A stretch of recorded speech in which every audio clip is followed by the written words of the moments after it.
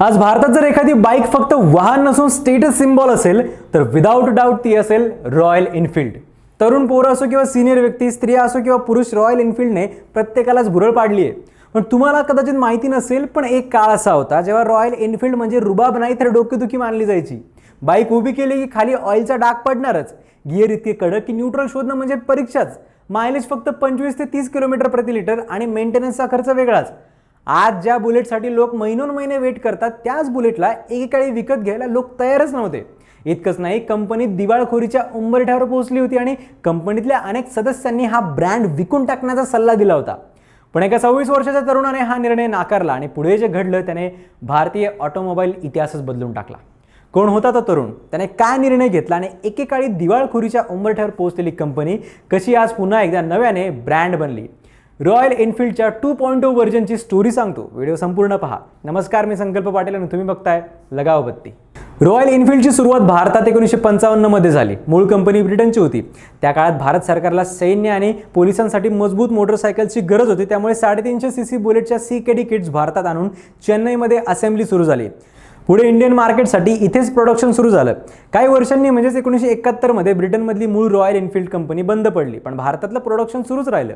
1994 मध्ये आयशर ग्रुपने हा ब्रँड विकत घेतला. त्यावेळी अनेकांना वाटलं की आता या ब्रँडला नवं आयुष्य मिळेल, पण रियालिटी अगदीच उलट होती.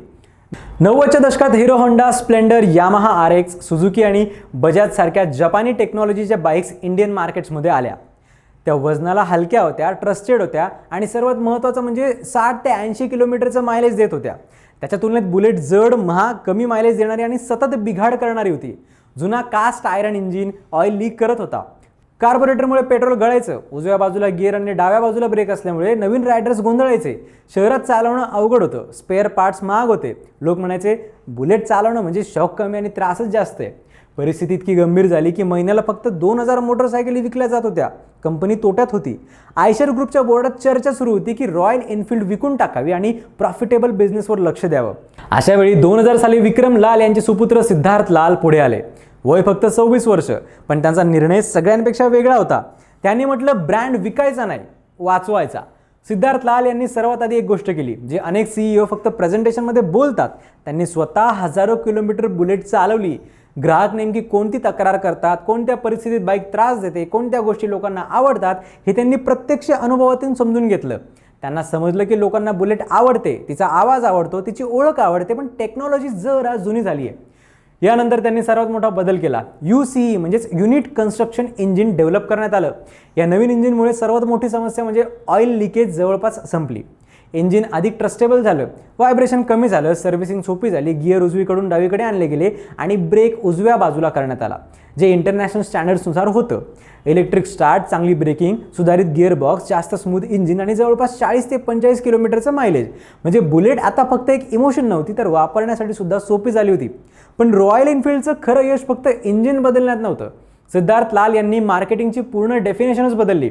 त्यांनी हिरो होंडा किंवा बजाज सारखं किती मायलेज हा प्रश्न विचारलाच नाही. त्यांनी ग्राहकांना दुसरा प्रश्न विचारायला लावला, तुम्हाला फक्त एका ठिकाणाहून दुसऱ्या ठिकाणी जायचं आहे की एक वेगळा अनुभव घ्यायचा आहे. त्यांनी बुलेटला मोटरसायकल म्हणून नाही तर लाईफस्टाईल ब्रँड म्हणून उभं केलं.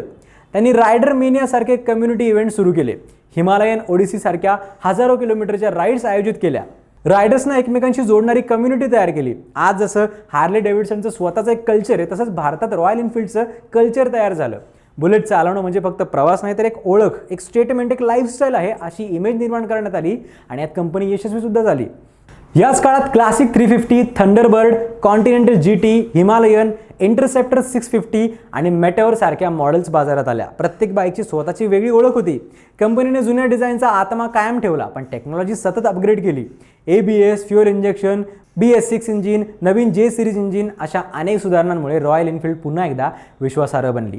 रॉयल एनफील्डबद्दल काही अशा गोष्टी सुद्धा आहेत ज्या अनेकांना माहिती नसतात. उदाहरणार्थ, आजही चेन्नई प्लांटमध्ये बुलेटच्या टाकीवरच्या प्रसिद्ध गोल्डन पिन स्ट्रिप्स मशीनने नाही तर अनुभवी कारागीर हाताने रंगवतात.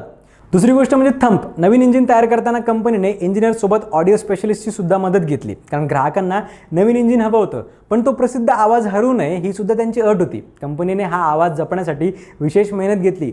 1901 पासून प्रोडक्शनमध्ये असलेला रॉयल एनफिल्ड हा जगातला सर्वात जुना रेग्युलर प्रोडक्शन करणारा मोटरसायकल ब्रँड मानला जातो. ट्रायम्फ, नॉर्टन, BSA सारखे अनेक ऐतिहासिक ब्रँड अडचणीत आले, बंद पडली किंवा मालकी बदलत राहिली, पण रॉयल एनफिल्डने आपली परंपरा टिकवून ठेवली. आज परिस्थिती पूर्णपणे बदलली आहे. ज्या कंपनीच्या महिन्याला फक्त 2000 बाईक्स विकल्या जायची, ती कंपनी आज वर्षाला 10 ते 12 लाखांपेक्षा मोटरसायकल्स विकते. 250 सीसी ते 750 सीसी मिड साईज सेगमेंटमध्ये रॉयल एनफिल्ड जगातला नंबर 1 ब्रँड बनला आहे. भारतासोबतच Europe, America, Latin America, Australia आणि आशियातल्या अनेक देशांमध्ये रॉयल एनफिल्डची निर्यात होते. लंडन, पॅरिस, टोकियो किंवा न्यूयॉर्कमध्ये भारतीय बनावटीची बुलेट अभिमानाने धावताना दिसते. या संपूर्ण प्रवासातून एक महत्त्वाचा धडा मिळतो. अनेक कंपन्या प्रोडक्शन बदलतात, काही कंपन्या लोगो बदलतात, पण फार कमी कंपन्या स्वतःची ओळख जपत काळानुसार बदलायला शिकतात. सिद्धार्थ लाल यांनी रॉयल एनफिल्डचा सोल बदलला नाही, पण तिचं भविष्य बदललं. त्यांनी ग्राहकांना जास्त मायलेजचं स्वप्न विकलं नाही, त्यांनी एक आणि कदाचित म्हणूनच आज रॉयल एनफिल्ड सुद्धा फक्त मोटरसायकल राहिलेली नाही, ती भारतातल्या सर्वात यशस्वी ब्रँड ट्रान्सफॉर्मेशन स्टोरीपैकी एक बनली आहे. तुम्ही सुद्धा रॉयल एनफिल्डचे फॅन आहात का? कमेंट्समध्ये नक्की सांगा आणि अशा स्टोरीजसाठी पाहत राहा लगावबत्ती.